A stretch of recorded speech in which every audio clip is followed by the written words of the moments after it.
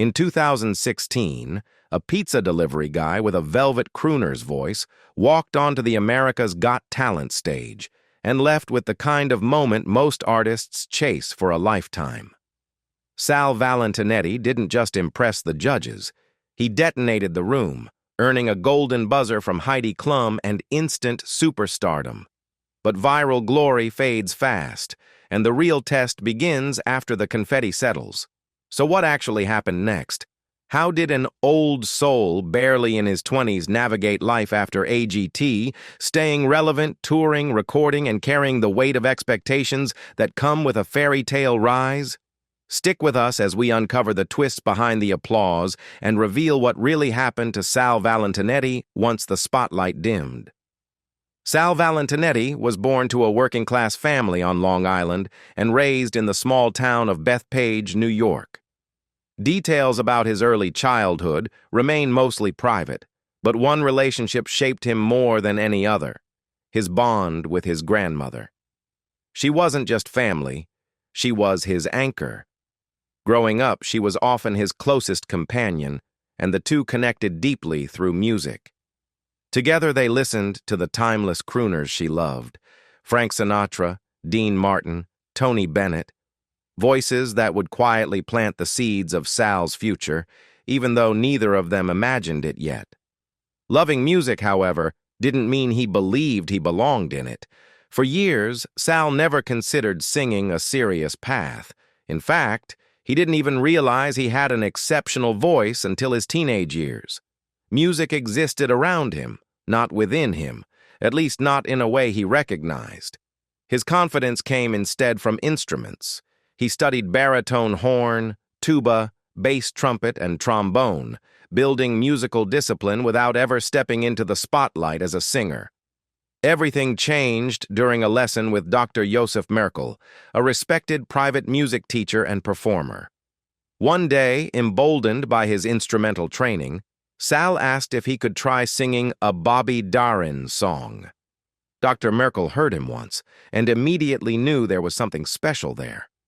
It was the first time an adult authority figure truly saw Sal's potential as a vocalist. At home, the reaction was very different. Sal's mother hadn't noticed anything unusual about her son singing around the house, and she certainly wasn't convinced it was worth pursuing. When Dr. Merkel approached her to suggest vocal lessons, she brushed it off, assuming it was a sales pitch. Years later, Sal would laugh about it in interviews, summing it up with affectionate honesty. "She's from Queens." Skepticism came naturally. Still, once the reality of his talent became undeniable, his family rallied behind him. Support replaced doubt. Encouragement replaced caution. Sal attended both public and Catholic schools, quietly becoming known for his voice. At one point, he was even invited to sing at his principal's spaghetti dinner, a small moment that turned into a legendary high school perk. The reward? Permission to park in the staff lot for the rest of his school years. Beyond his grandmother, Sal also credits his Uncle Joe as a steady influence, someone whose simple words of advice stayed with him long after childhood. Before the bright lights and standing ovations, Sal Valentinetti lived a far more ordinary life, one that would later become part of his legend. He was a pizza delivery guy, and not the kind who dreamed of escape. At just 17, Sal was delivering pizzas around Long Island in his Cadillac, an unconventional choice for the job and a perfect reflection of his old-school personality. Unlike many contestants who described their pre-fame jobs as something to endure, Sal genuinely enjoyed the work. It grounded him, it paid the bills, and it let him live on his own terms. Music, however, kept nudging its way in. His uncle, recognizing that Sal needed more than local gigs and tips, helped him land a singing job at a restaurant. That small opportunity changed the trajectory of his life. Performing live, watching people stop mid-conversation to listen, made something click. His family, now fully behind him, encouraged him to aim higher and test himself on a bigger stage. His first major leap came with American Idol, one of the most famous singing competitions in the world. Sal auditioned during its 14th season, inspired by the careers it had launched. Carrie Underwood, Kelly Clarkson, Jordan Sparks. He made it through auditions, a validation in itself, but his run ended before the live shows. It was a disappointment, but not a defeat. Sal didn't spiral or retreat. He kept singing, kept training, and kept waiting for the right door to open. That door arrived in 2016. On the third episode of Season 11 of America's Got Talent, Sal Valentinetti stepped onto the stage and delivered a heartfelt rendition of Frank Sinatra's My Way. The performance wasn't flashy. It was sincere, controlled, and steeped in respect for the genre. The reaction was immediate. Howie Mandel and Mel B said yes without hesitation. But it was Heidi Klum who changed everything. Seeing something undeniable in him, she pressed the golden buzzer, sending Sal straight to the quarterfinals and bypassing the brutal judge cuts entirely. From that moment on, Sal leaned into risk rather than comfort. Instead of sticking strictly to classic crooner material, he took a bold gamble by reimagining One Direction's Story of My Life as a jazz-style performance. It was a dangerous move. Genre shifts often fail, but Sal made it his own. The result was a standing ovation from Simon Cowell, Heidi Klum, and Mel B, proving that his appeal wasn't nostalgia alone, but adaptability. In the semifinals and finals, Sal returned to his roots with powerhouse performances of Sinatra's That's Life and Bobby Darin's Mac the Knife.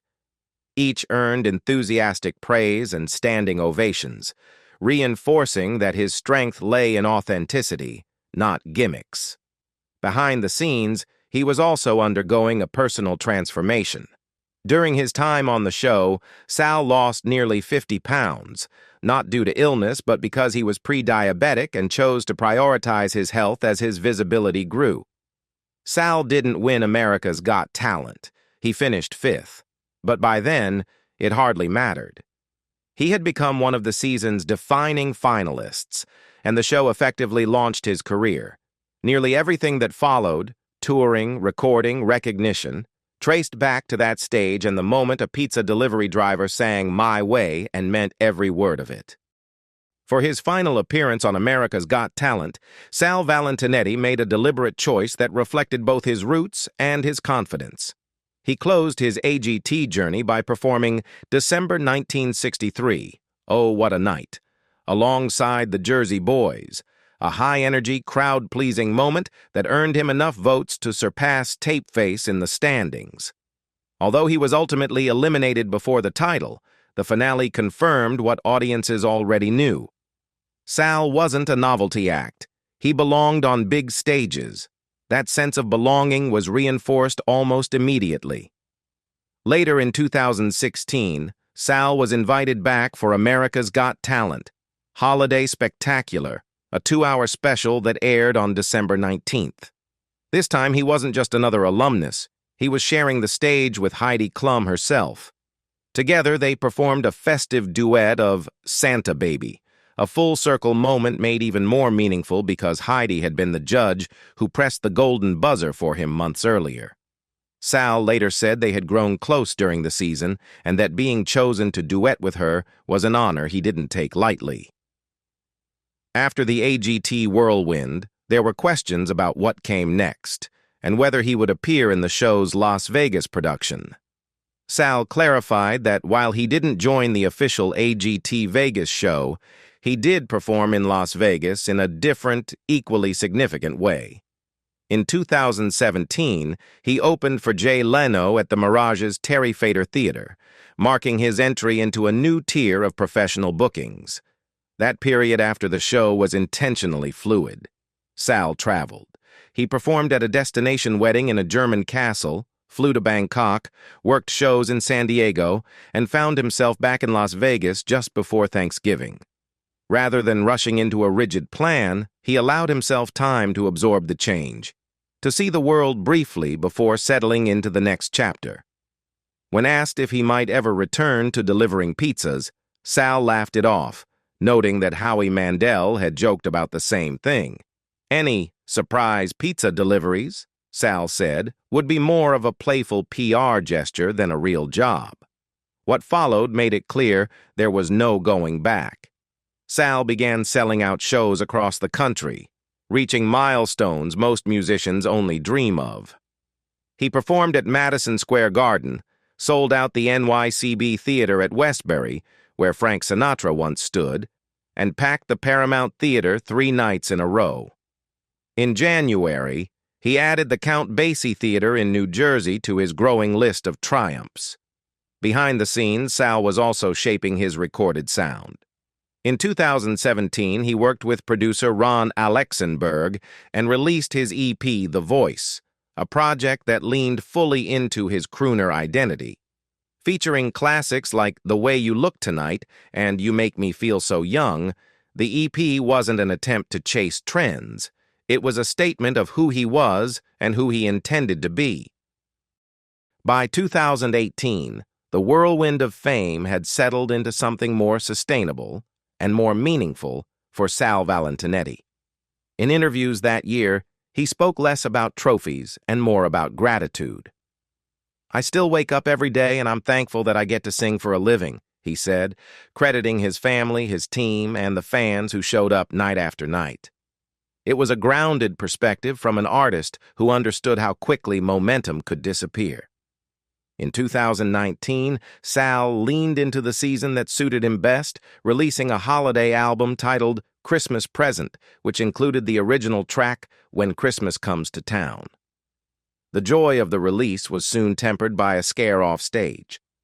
While in South Florida, Sal fell ill with a bout of pneumonia and briefly passed out, prompting a rush to Jupiter Medical Center after the Tequesta Fire Department responded. Doctors addressed the immediate issue and, adding insult to injury, Sal had all 4 of his wisdom teeth removed around the same time. It was a rough patch that tested his resilience just as his career was stabilizing. As if health troubles weren't enough, a moment of controversy followed when Sal got into a heated argument after someone backed into his Cadillac. The incident made headlines largely because it contrasted so sharply with his on-stage persona, proof that life after fame still comes with ordinary frustrations, even for a crooner with millions of views. Sal returned to familiar territory in 2019, competing on America's Got Talent, The Champions. This time, the results were humbling. He didn't advance beyond the preliminaries, but rather than redefining him, the experience reinforced a lesson he already knew. Television moments don't define longevity. Sal "The Voice" Valentinetti has come a long way from delivering pizzas on Long Island, but he never lost the warmth that made audiences root for him in the first place. After releasing an EP and 2 full albums, he stepped confidently into the next phase of his career with a 2021 tour backed by a full big band orchestra and longtime collaborator, singer Dave Damiani. It was a deliberate move, less about chasing pop trends and more about honoring the classic sound that shaped him. Crisscrossing the United States from Boca Raton to Philadelphia, Sal filled theaters with Rat Pack standards and his own jazzy originals from Little Valentine, the Valentine's Day 2021 album recorded in the very Hollywood studio where Frank Sinatra once laid down his vocals. The symbolism wasn't lost on him, or on the fans who saw his journey as a continuation of a tradition rather than a revival act. Some supporters never drifted away. Heidi Klum, whose golden buzzer changed his life, has continued to cheer him on years later. She even showed up to one of his recent shows at a Los Angeles jazz club, prompting Sal to share a heartfelt Instagram post about how seeing her walk through the door made my night, my week, my year. The moment underscored how lasting those AGT bonds can be. Off stage, Sal's personal life has flourished alongside his career. He became engaged to his longtime girlfriend, Gianna Olivia, in December 2022, and the two frequently shared joyful glimpses of their life together online. Gianna, Sal often says, has been his anchor, especially during difficult periods. They even joined Heidi Klum's legendary Halloween celebration last year, dressing as the Skipper and Ginger from Gilligan's Island, a playful nod to Sal's old-school charm. At just 28, Sal has also been candid about a transformation far more personal than any career milestone. On his birthday this August, he posted before and after photos revealing a dramatic health turnaround. "If something seems to be missing from the first photo," he wrote, "it's 130 pounds, type 2 diabetes, sleep apnea, and a seatbelt extender." He credited Gianna for motivating and supporting him through 7 challenging months, calling it the happiest birthday of his life. Professionally, the milestones keep stacking up. Since that golden buzzer moment on America's Got Talent, Sal has opened for Jay Leno in Las Vegas, performed at Madison Square Garden, and returned to the AGT universe multiple times, including a festive duet with Klum on America's Got Talent Holiday Spectacular. Most recently, Sal expanded his voice beyond music by co-hosting the podcast Breaking Bread, where he interviews beloved members of the Italian-American community across New York's 5 boroughs. It's a project rooted in heritage, storytelling, and gratitude, values that have always guided him. Whether he's recommending the best cannoli in Brooklyn or posting a birthday tribute to his mom, Sal Valentinetti never forgets where he came from. And that, more than fame or applause, may be the real reason his story continues to resonate.